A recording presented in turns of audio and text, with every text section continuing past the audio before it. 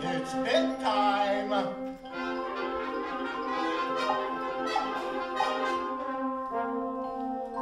Pick up your toys, hop into bed.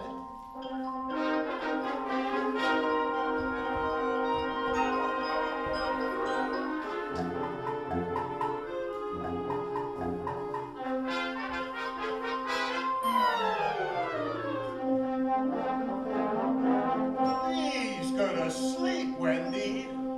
Grandfather was the babysitter for the evening, and he would have much rather been playing checkers. Oh, go to sleep, Wendy.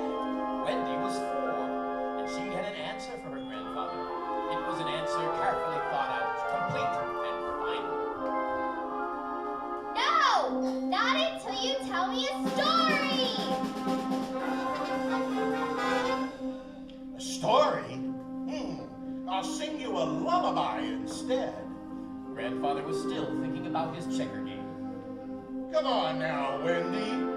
Grandfather will sing you a lullaby, and then you'll go to sleep, won't you? Probably not. Besides, you don't know any lullabies. Tell me a story instead. I don't know any lullabies. Ha! I'm the fellow who invented lullabies. In fact, I invented music. What do you think of that, young lady? Wendy laughed. The dolls laughed. And the people on the wallpaper laughed.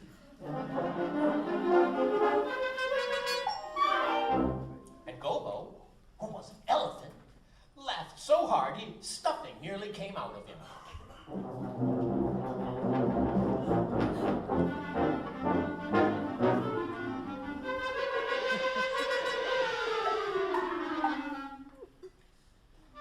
Please, Wendy, you'll never go to sleep if you keep laughing. I'll never go to sleep if you try to sing, Grandfather. Tell me a story. Tell me how you invented music. Well, once upon a time, about 4 million years ago, the world was a dark, unhappy place. The sun rose hopefully every morning, changed his mind, and went back to bed. The birds didn't sing, they had nothing to sing. The bells didn't ring, they had nothing to ring. Nobody could dance, there was nothing to dance to. No drum majors pranced, there was nothing to prance to. Nobody whistled, not even at a pretty girl. Worst of all, the children never went to sleep, for there were no lullabies. So they just cried and cried and cried. Now in this unhappy time there lived a great inventor. Me, your grandfather. I had invented a lot of things for the children, like dolls and scooters and lollipops and chocolate milk, but they weren't very happy. I tried to figure out why, but the kids cried so much that I just couldn't hear myself think. So one day I decided to go out into the woods to build a house where it would be quiet. I took my bow and my arrow and got into my car and drove out to the edge of town. Well, this looks like a good place, I said. When I started to chop down a tree with my axe, there was a funny sound. I hit another tree, and there was a funnier sound. And then I hit a bunch of trees.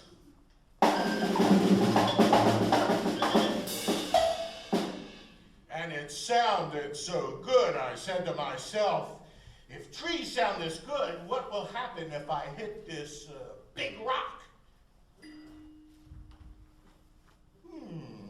Pretty good. I think I'll try another one. Oh, even better. Now another one. I think I'll try and put them all together.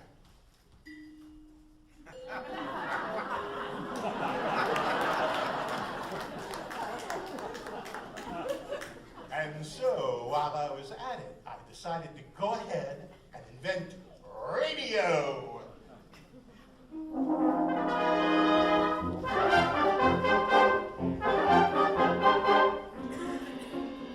had a busy morning.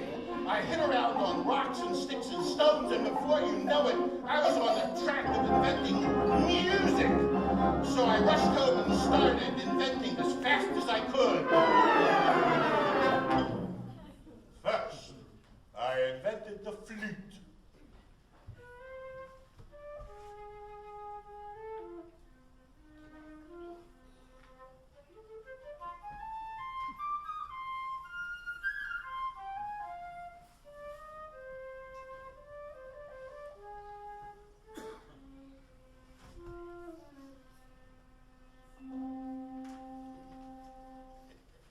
Next, the oboe.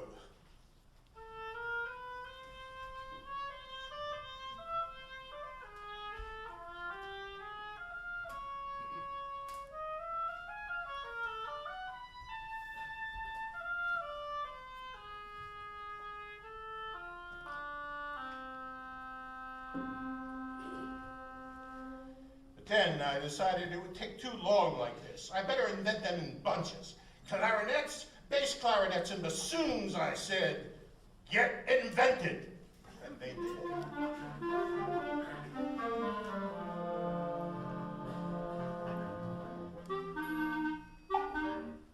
And after the woodwinds, I invented the trumpets.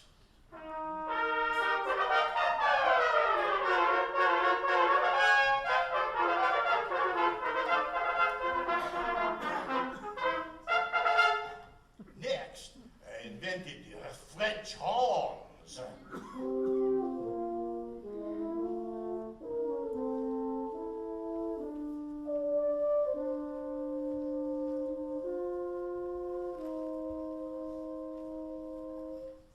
And then the slide trombones.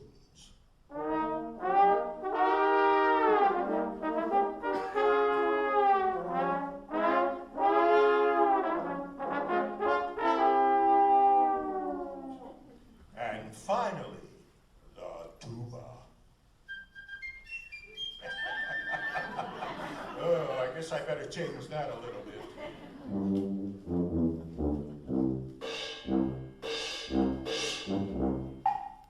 But that wasn't all I needed. I had to have sharps and flats and pizzicato, molto lento and staccato, treble, clef, guitar, repeat, allegro, chord, and boogie beat, major, minor, jig and waltz, scherzo, downbeat, jazz and schmaltz, jukebox, drumstick, and genie, baritones, batons, and Toscanini.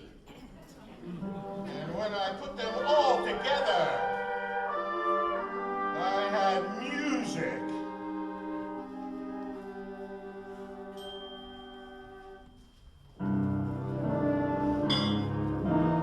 Now, all this inventing had made so much noise that people gathered around for miles, and since they all looked like they wanted to stay for supper, I had to figure out some way to get them away from there. So I said, abracadabra! They didn't move. And then I said, hocus pocus! And they stayed right there. And finally, I had a big idea. I said, January, February, March!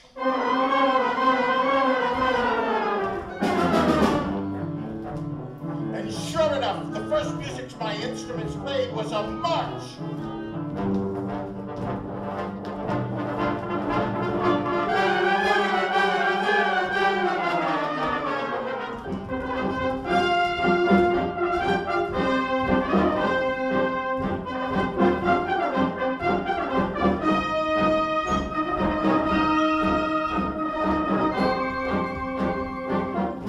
Something terrible happened, for when the people learned to march, somebody started a war.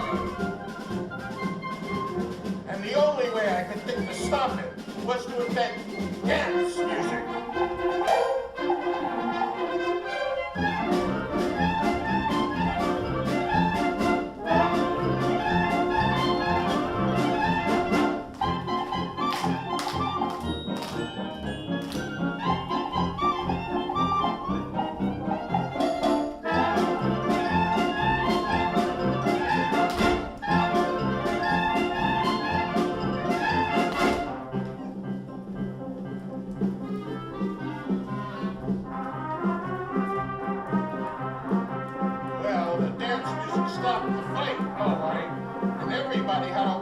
time dancing, but they got so tired dancing I had to figure out a way to let them rest. So I invented the symphony concert.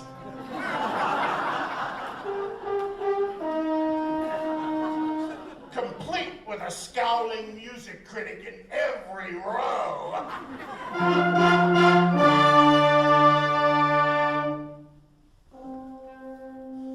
But you know, even with the birds singing and the bells ringing and the pretty girls smiling when they heard a whistle, something was still missing, and I couldn't imagine what it was until I heard the children crying.